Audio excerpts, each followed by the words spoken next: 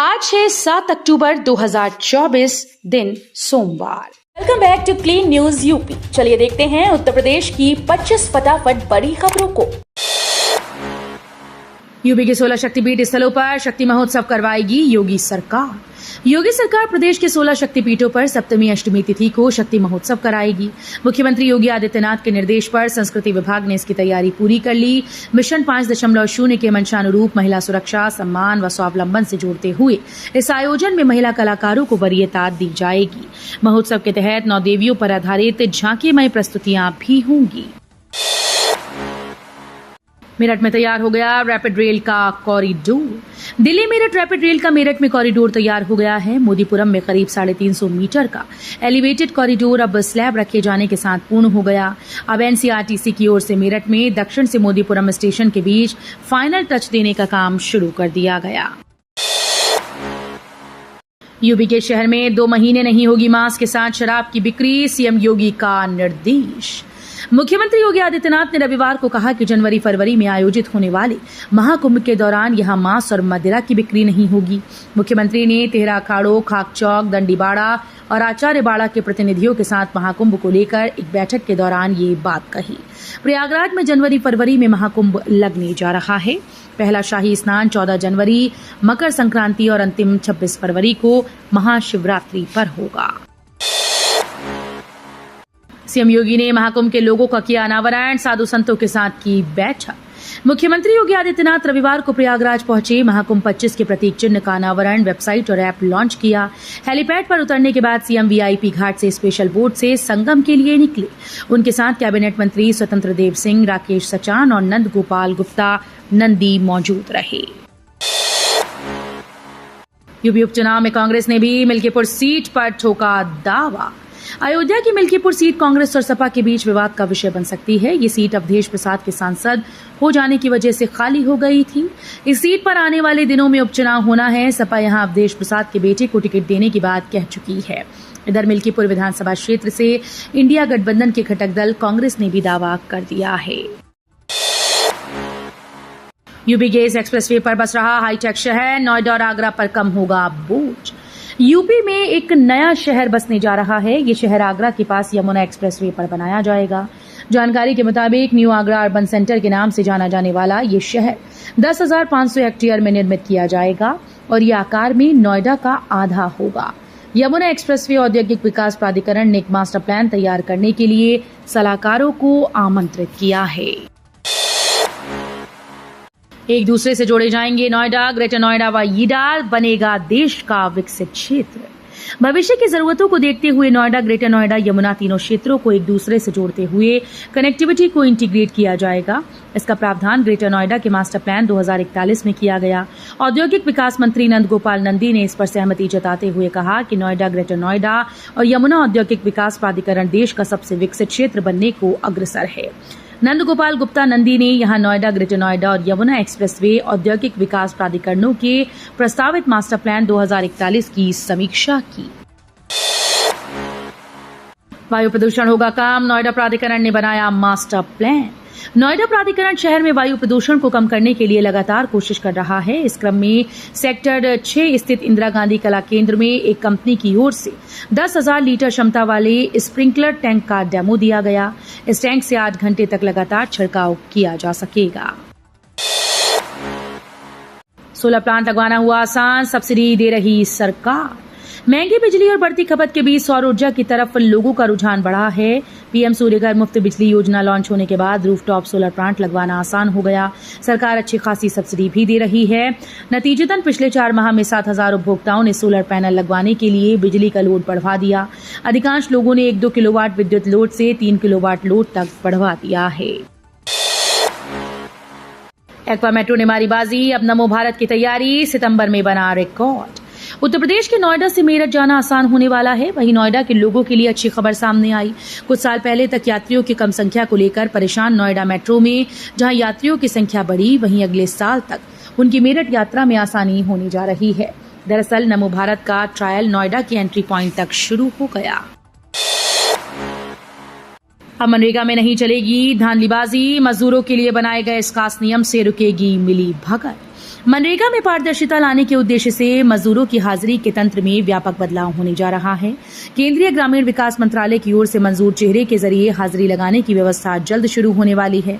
मंत्रालय के सूत्रों ने बताया कि महात्मा गांधी राष्ट्रीय ग्रामीण रोजगार गारंटी अधिनियम मनरेगा के तहत होने वाले कार्य में पंचायत स्तर पर कई प्रकार की धांधलियां सामने आ रही थीं। कानपुर के लोगों के लिए खुशखबरी, सीओडी क्रॉसिंग पर बनेगा आरओबी। सेतु निगम ने भेजा प्रस्ताव, जाम से मिलेगी मुक्ति। जीटी रोड पर सीओडी क्रॉसिंग पर हर दिन शाम को लंबा जाम लगता है। इस असर जीटी रोड पर भी पड़ता है। जाम की समस्या से निजात दिलाने के लिए सेतु निगम सीओडी क्रॉसिंग पर आरओबी बनाने का दोबारा प्रस्ताव तैयार किया। लगभग 150 करोड़ रुपए में 2 लेन का आरओबी का प्रस्ताव कार्य योजना में शामिल करने के लिए भेजा गया है। पीसीएस प्री एग्जाम 2024 की उल्टी गिनती शुरू। यूपी के 75 जिलों में होगी परीक्षा। प्रतियोगी परीक्षाओं के लिए केंद्र निर्धारण के कड़े मानकों के कारण केंद्रों की कमी से जूझ रहा उत्तर प्रदेश लोक सेवा आयोग पीसीएस 2024 की प्रारंभिक परीक्षा इस बार प्रदेश के सभी 75 जिलों में करा सकता है। आयोग के कैलेंडर पर परीक्षा 27 अक्टूबर को प्रस्तावित है, पर 2 दिन 26 और 27 अक्टूबर को कराने का विकल्प भी तैयार किया गया है। 2 दिवसीय परीक्षा में नॉर्मलाइजेशन पर अभ्यर्थी विरोध जता रही हैं। ईडा प्लॉट योजना 2024 का ड्रॉ अक्टूबर में इस तारीख को होगा। उत्तर प्रदेश के यमुना एक्सप्रेसवे औद्योगिक विकास प्राधिकरण ने नोएडा अंतर्राष्ट्रीय हवाई अड्डे के पास 361 आवासीय प्लॉट की योजना 5 जुलाई को निकाली थी। इस यमुना प्राधिकरण की आवासीय प्लॉट योजना में 2 लाख से अधिक लोगों ने आवेदन किया था। लॉटरी प्रक्रिया में शामिल होने वाले आवेदकों की सूची 3 अक्टूबर को यमुना प्राधिकरण ने पोर्टल पर जारी कर दी है। यूपी के 6 मेडिकल कॉलेजेस को जल्द मिलेंगे स्थायी प्राचार्य, चयन को हुई बैठक। उत्तर प्रदेश के 6 स्वशासी राज्य चिकित्सा महाविद्यालयों को जल्द नए स्थायी प्रधानाचार्य मिल जाएंगे। मुख्य सचिव मनोज कुमार सिंह की अध्यक्षता में गठित 5 सदस्यीय चयन समिति में हुई बैठक में इसे लेकर निर्णय लिया गया। 9 मेडिकल कॉलेजेस में स्थायी प्रधानाचार्य की नियुक्ति को लेकर चयन समिति की बैठक बुलाई गई थी। यूपी में 2.5 लाख विधवाओं के पति ले रहे सरकारी राशन, फैमिली आईडी डेटाबेस से चौंकाने वाला खुलासा। उत्तर प्रदेश में 2.5 लाख से अधिक ऐसे राशन कार्ड हैं जिन पर निराश्रित महिला पेंशन योजना के तहत विधवा पेंशन ले रही महिलाओं के पतियों के नाम दर्ज हैं। शासन स्तर पर फैमिली आईडी का विभिन्न विभागों के डेटाबेस से आपस में मैच कराने पर यह चौंकाने वाला खुलासा हुआ। इससे कई और चौंकाने वाले तथ्य सामने आए, जिसका जिक्र करते हुए श्रमायुक्त ने प्रदेश के सभी जिलाधिकारियों और जिला पूर्ति अधिकारियों को पत्र भेजा है। अयोध्या पहुंची मिस यूनिवर्स इंडिया रिया सिंघा निभाएंगी देवी सीता का किरदार।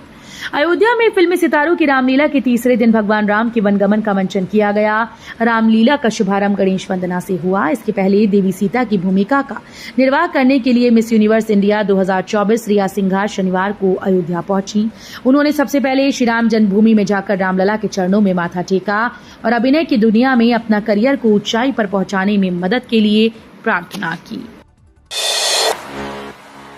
यूपी में पराली जलाने की घटनाएं थमी, पंजाब हरियाणा में बढ़ी, लोग हुए जागरूक। पराली जलाने की घटनाओं पर उत्तर प्रदेश में अंकुश लगाया जा रहा है। अफसरों की रात दिन की भागदौड़ से प्रदेश में अभी कुल 22 मामले पराली और कृषि अवशेष जलाने के सामने आए। सैटेलाइट से खेतों में पराली व कूड़ा जलाने वाले किसानों पर अफसरों की नजर है। यूपी में मात्र 8 जिले ऐसे हैं जिन्होंने पराली जलाई। 4 अक्टूबर तक की रिपोर्ट केंद्र ने जारी की। सबसे ज्यादा पराली पंजाब व हरियाणा में जलाई गई।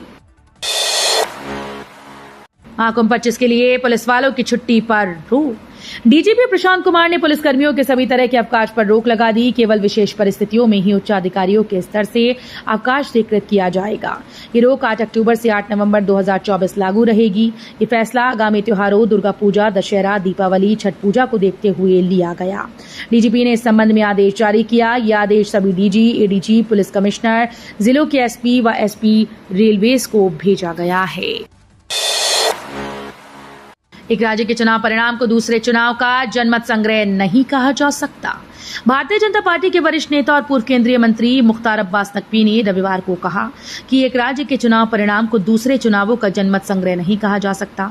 पार्टी के सदस्यता अभियान में भाग लेने यहां पहुंचे नकवी ने कहा कि भाजपा ने लगातार 3 लोकसभा और कई विधानसभा चुनाव में बेहतरीन प्रदर्शन किया है। हमारे लिए हर चुनाव का नतीजा कुछ सीख देने वाला होता है, जिसके साथ हम सफलता पाने का संकल्प लेकर आगे बढ़ते हैं। यूपी में बदला मौसम का मिजाज, लखनऊ में झमाझम बारिश। कई राज्यों से मानसून की विदाई हो चुकी है, लेकिन कई जगह भी झमाझम बारिश हो रही है। इस बीच उत्तर प्रदेश में रविवार को अचानक मौसम बदला और राजधानी लखनऊ समेत कई इलाकों में मूसलाधार बारिश हुई। मालूम हो कि पिछले कुछ दिनों से लखनऊ और उसके आसपास के इलाकों में तेज धूप खिली हुई थी, लेकिन रविवार दोपहर अचानक मौसम में बदलाव आया और काफी देर तक भारी बारिश हुई। मायावती को उपचुनाव से पहले झटका, अलीगढ़ में बसपा प्रत्याशी रही चारुकेन कांग्रेस में शामिल। यूपी में होने वाले उपचुनाव से पहले बहुजन समाज पार्टी की प्रमुख मायावती को बड़ा झटका लगा। अलीगढ़ से बसपा की प्रत्याशी रही डॉक्टर चारुकेन ने कांग्रेस का दामन थाम लिया। महिला कांग्रेस की राष्ट्रीय अध्यक्ष अलका लांबा ने चारुकेन को पार्टी की सदस्यता दिलाई। चारुकेन 2022 में अलीगढ़ की खैर सीट से बसपा की प्रत्याशी थी और यहां उप विजेता रही थी। अमृतकाल में सहभागिता।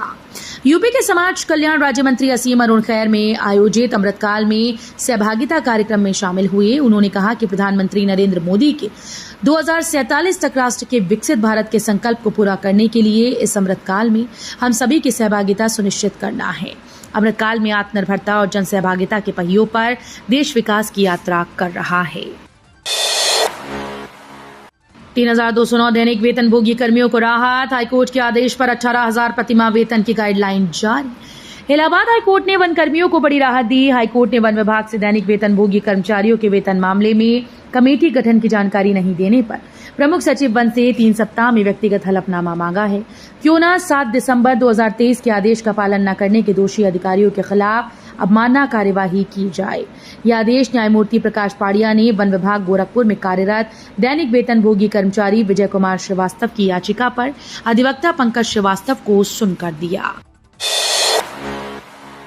सरकार लाठी बजाएगी तो जाएगी, हरियाणा एग्जिट पोल पर बोले टिकैत, किसानों ने बदला ले लिया।